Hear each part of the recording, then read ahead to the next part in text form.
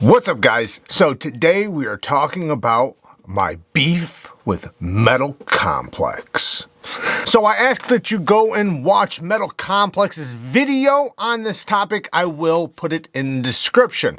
And there is no beef here. We just have a disagreement on something, and I think he's great. Love his channel. Awesome dude. But we disagree on this one thing. He made a video on this topic, and the topic is buying knives to flip them. But I wrote down a bunch of stuff just so I have notes.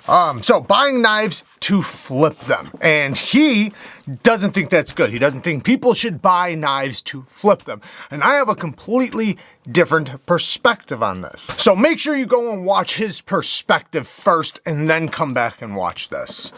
Now, starting it off. One, I have never seen in any field that people collect something that there isn't people buying to sell for a profit. Any collecting, people that collect art, right? People that collect Picassos, right? They pay $3 million. When they sell it, they want to make a profit on it. They don't want to sell it for less than they paid, right? Anybody who collects Rolexes, watches, cars, baseball cards, you name it. Doesn't matter what it is. In any field, people are going to buy and sell for a profit on purpose.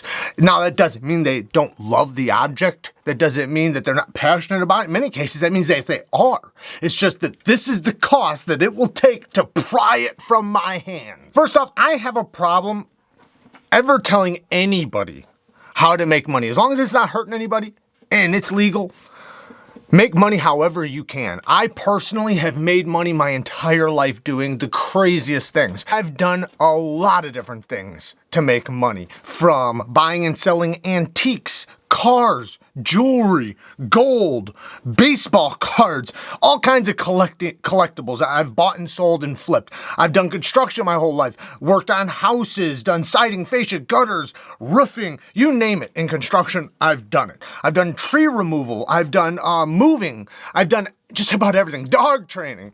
Like, I've done so many different things for money and for profit. I just have a hard time telling anybody how to make their money. And if you're willing to put in the work and the effort to know something or to get something in order to flip it and make a profit, I'm all for it. I'm all for it. Make your money. And not that I wouldn't do this, but as far as right now goes, I haven't flipped any knives for profit. I do better keeping the knives, being able to run a channel and everything, but that's not saying that I wouldn't do that in the future. I just haven't yet. And to be clear, the buyers are the ones that make it. It's the collectors that make it possible. You can't even be mad at the people that buy something in order to sell it for a profit when you are collecting, because you are the reason why that market exists. You are literally the reason why people are spending more money and why people buy them for more money. It's because you collect them. So you are the cause of people buying and selling for a profit. Now, everybody, down the line is doing it. I mean, you can even talk about the knife dealers, right? The knife dealers are getting them and making a profit, right? So I personally don't find any problem with somebody willing to shell out their money, their time, their efforts, sit there and refresh, or maybe go to blade shows and things like that in order to obtain something and then sell it for profit. Personally don't care, because it's up to you to buy it or not. Like, I could try to sell this knife right now for $1 million. Who wants it? Who wants it? Because I guarantee you I'll sell it for $1 million.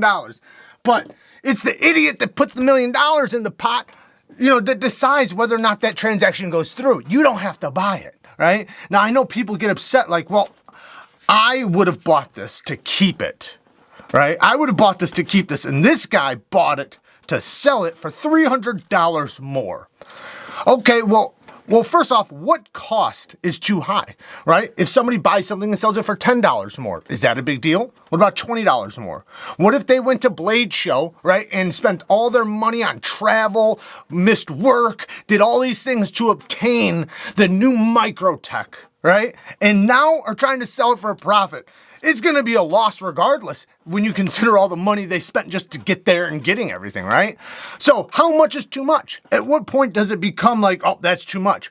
Personally, I don't think there's a limit. I don't think there's a limit at all. It's whatever you're willing to pay for it, right? Because there's a person that wants it and has X amount of dollars, and it's up to them on whether or not they're willing to do the transaction with that money for that object. And I think in many cases, a lot of the people doing it are so passionate about it and they've been involved in it for so long. They know the ins, the outs, and they have the information, and they have the perspective to know what's gonna sell for more, right? Because some, Joe Schmo doesn't just show up and know what knives are gonna sell for triple the money or double the money or even any profit at all, right?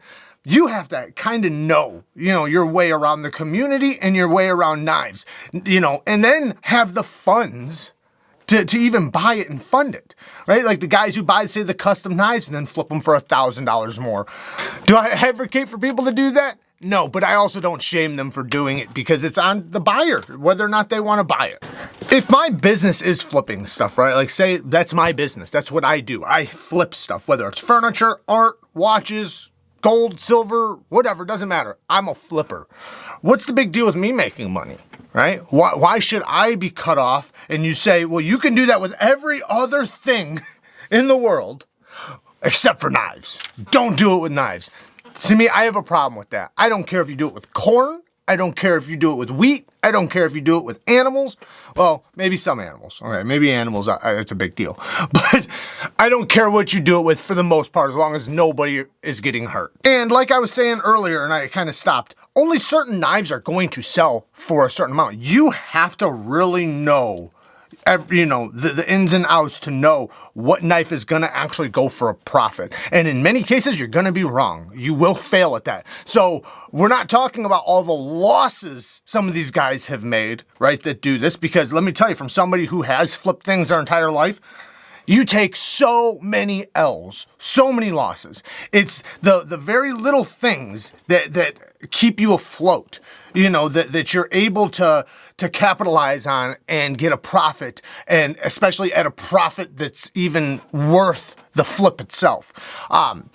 Because a lot of flippers, they don't take that much more. Like they flip it, they try to get as much as they can, but they also know there's an unreasonable amount of money, and if I want to flip it fast, I need to ask for not that much, right? Because yes, I could sit on it, right? And if you're willing to put a price tag on something, say my $1 million CMB over here, right? My $1 million CMB, I'll sit on this probably for 100 years before somebody will buy it for $1 million, if not longer, right?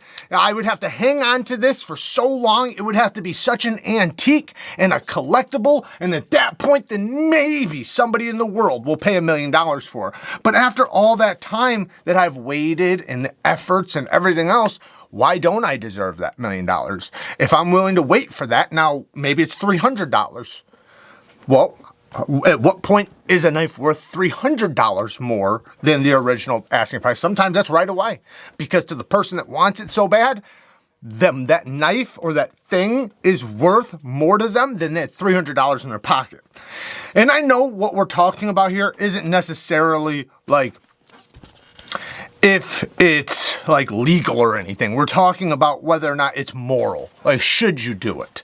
And personally, for me, I advocate for people, if you know the ins and outs and you know how to wheel and deal and you know how to spin a profit off of anything, go for it. That's the way I look at it. I will never shame a man for making money, no matter how it is, as long as nobody's getting hurt and it's legal. And in some cases, that is in a collector's market, because we, the collectors, are making that possible for them. Like I said, if it wasn't for us, they wouldn't exist. You don't have to collect these knives, right? There are plenty of knives you can use for work knives and tools and things like that. But then there's these few, right? There's these few out of the whole bunch that go for a lot of money or will sell for double or whatever. And you don't have to buy them. You don't have to have that in your collection. You can have something else in your collection. And the few guys that are able to obtain that thing and get it in their collection, good for them. I'm putting forth the effort, the work, hitting refresh for 20 hours, waiting for it to appear so that they can finally get one, or standing in line for 24 hours at Blade Show, sleeping in the dirt. You deserve it. good for you. And that's the way I look at it. Good for you on being able to obtain it. And then if you want to sell it for profit for your effort that you put in to get it, I applaud it. Oh, and by the way, I want to make this known again. Me and Metal Complex are not beefing in any way, no matter what I say in the title and on the thumbnail.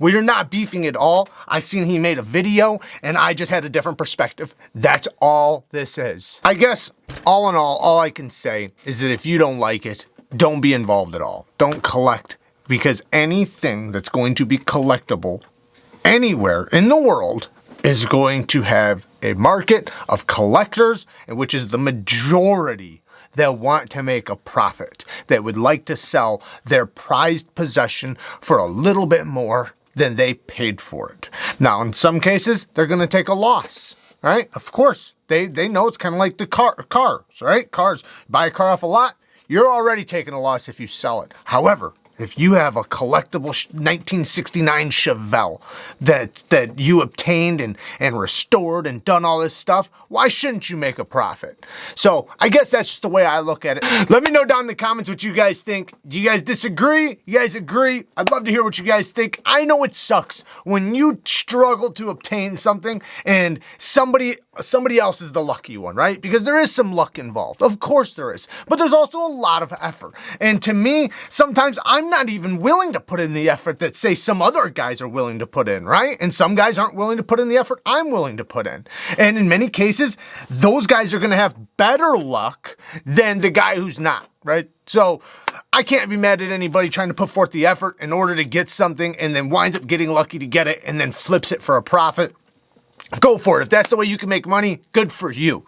However, with me, I personally, it's not that big of a deal. If I see something for $300 more, I just won't buy it. Right? And if I want it that bad, then good for him on getting me. Maybe I'll try to dwindle it down a little bit and try to renegotiate or try to do a trade or something like that, because that's the name of the game. That is the name of the game, and that's what makes this so much fun, is the hunt. You know, is the negotiating and things like that. Obviously, we like to just buy a knife outright from a knife shop, and that happens all the time, and there's plenty of them. But then there's the select few that they only make so many of, and it's going to be an exclusive, or it's only going to have 100 pieces, or it's going to be a limited edition, or maybe it's an old collectible, or maybe it's a custom, and those knives are always going to have a market for this. I love you guys. Thank you guys for watching. Like I said, leave me some comments. Let me know what you think. Till next time, peace.